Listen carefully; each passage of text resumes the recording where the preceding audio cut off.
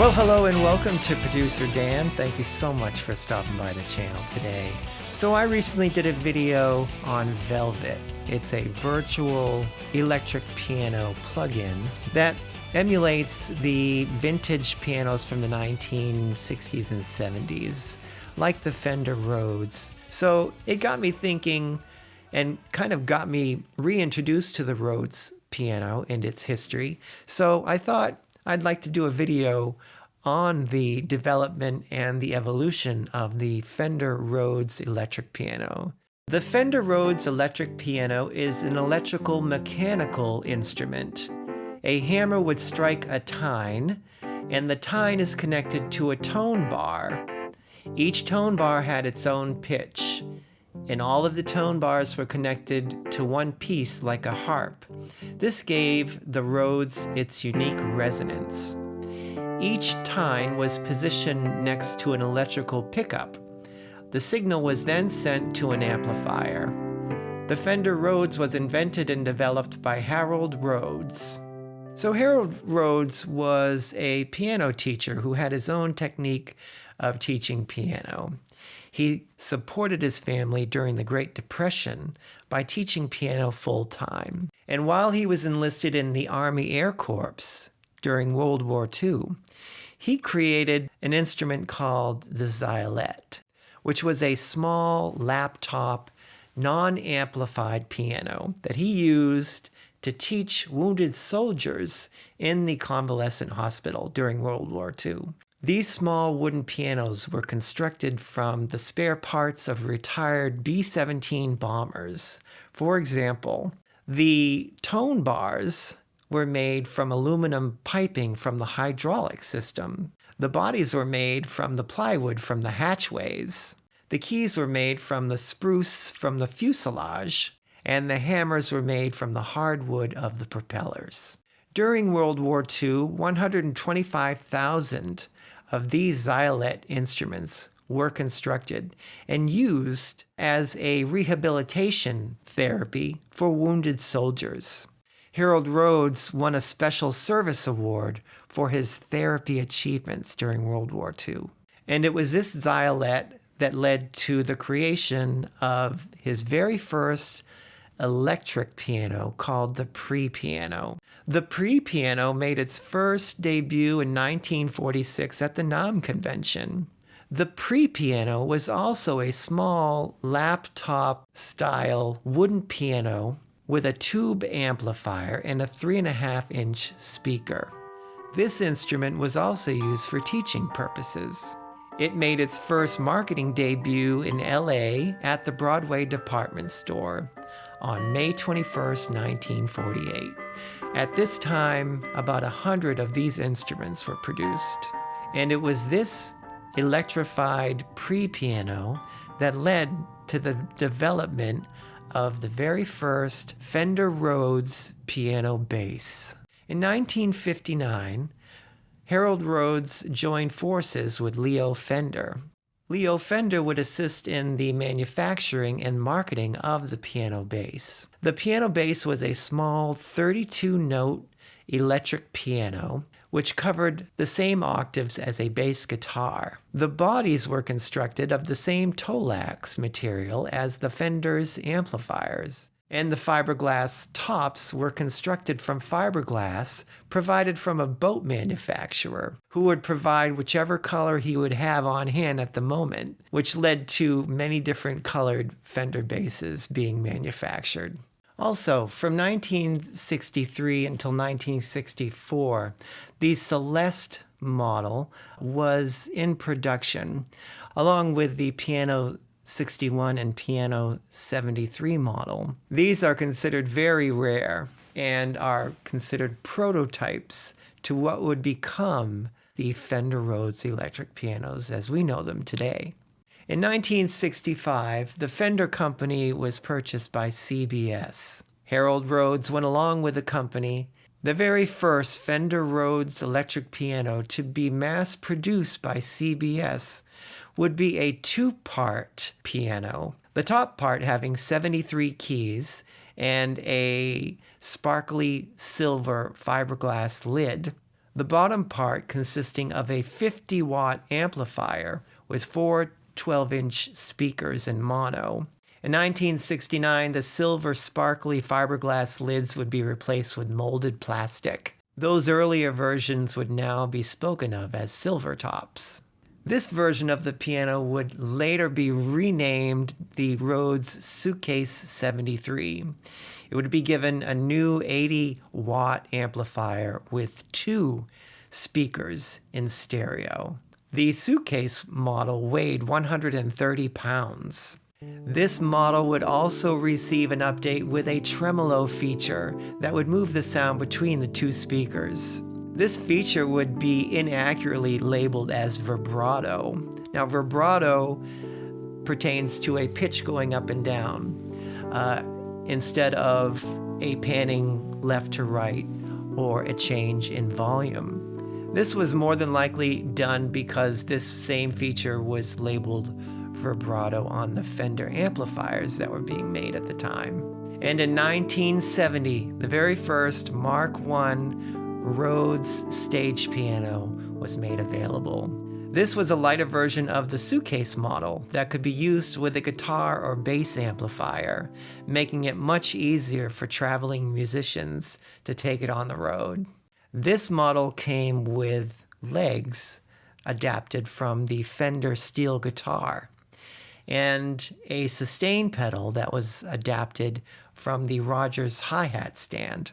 So many changes and improvements were made from 1969 to 1971 on the Rhodes Electric Piano, including an update to the hammers. They went from wood with felt tips to a hybrid wood plastic with rubber neoprene tips. These made the hammers much lighter, more reliable, and easier to repair. Also, the tone bars on the very lower octaves of the piano were replaced with thinner, better sounding tone bars that were twisted 90 degrees in the center. These made the piano much lighter and better sounding. Also, in 1972, they finally figured out how to create the very, very low register of the piano and also the very high register, and the full-size 88-key Rhodes was born. This musical instrument had become so popular by so many different musicians in so many different genres: rock, blues, funk, jazz, disco, that in 1976, the company claimed that out of all the albums that year on the top 100 Billboard chart that featured an electric piano, 82% of them were Rhodes pianos. Here are some notable musicians who played the Rhodes on their recordings. Stevie Wonder, it's featured in You Are the Sunshine of My Life. Steely Dan, Led Zeppelin. If you listen closely, you can hear a Fender Rhodes in the background on their huge hit Stairway to Heaven. Elton John features the Rhodes in his hit song Daniel. Miles Davis, Herbie Hancock, Ray Charles, Toto, and the keyboardist for The Doors, Ray Manzarek, is very famous for playing the Fender piano bass with his left hand and an organ with his right hand.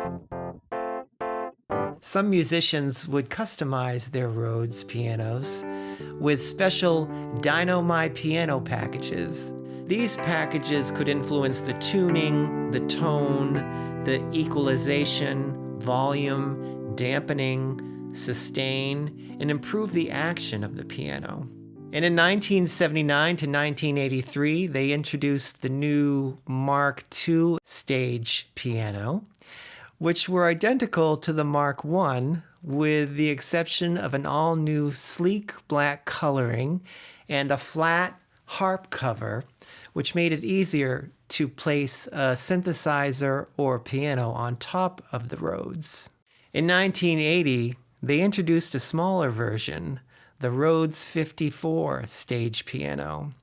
Now this had plastic keys instead of wooden keys. They introduced the plastic keys Number one, to save weight, and number two, the wooden keys would warp over time on the stage pianos. Harold Rhodes did not like this change. Now, the Mark III version had synthesizer capabilities built in. This let it compete with the new polyphonic synthesizers that were coming on the market now, like the Yamaha DX7. And unfortunately, musicians preferred the Yamaha DX7 over the Rhodes because it was lighter and easier to travel with and offered more options. So it was really the nail in the coffin for the Rhodes electric piano at that time. The Mark IV, unfortunately, only made it to prototype status and was never produced. And in 1984, they produced the Mark V, the final Rhodes piano to come out of the factory by the original company. This was considered by Harold Rhodes to be the greatest Rhodes of all time, with improved action, which gave it better velocity and dynamic response. A lighter body made of plastic, which made it easier to travel with, and the original wooden keys. In 1983, the company was sold to CBS boss William Schultz, who closed the factory in 1985 and sold it to the Japanese company Roland in 1987. And in 1989, the Roland company would produce two new digital piano/synthesizers. The MK80 with 88 keys and the MK60 with 64 keys. These were digital piano synthesizers with Rhodes Electric Piano patches. Harold Rhodes was not happy about the changes, so he reacquired the rights to Rhodes pianos in 1997. Unfortunately, he died 3 years later. His business partner, Joe Brandsetter, then acquired the rights to Rhodes piano. He started a new company, the Rhodes Music Corporation, and began production of the Rhodes Mark VII, a reproduction of the original piano in a plexiglass shell. Which brings us to the present day. And can you purchase a Rhodes piano now, you ask? Yes. The Rhodes Music Group have recently purchased the rights to the name and the trademark and are producing handmade pianos over in the UK. So you can go to rhodesmusic.com and customize your brand new Rhodes Mark 8. They plan to make about 500 in the first batch. They cost anywhere between $9,000 and $14,000. So these fabulous new Rhodes pianos feature specially made keyboards by Klug, a German company, the Steinway Group, effects by Bucket Brigade, and a fabulous new body design by Alex Hartman from Moog Instruments. You can also purchase a very good plug-in emulation of the new Rhodes Mark 8. And if you want to hear how the Rhodes can be used in modern music, check out 07. They're a recording group that features the Rhodes and the Wurlitzer pianos in their music. Very acid jazz, very mellow, very cool, kind of ambient music. The songs are great. They work with many different excellent vocalists. Check them out. So that is some of the history and evolution of the Fender Rhodes electric piano. This instrument has lent so much to the musical landscape over the decades, and I hope you learned something. I hope you got a new appreciation for the instrument. Thank you very much for watching the video, and I hope to see you in the next one. Take care.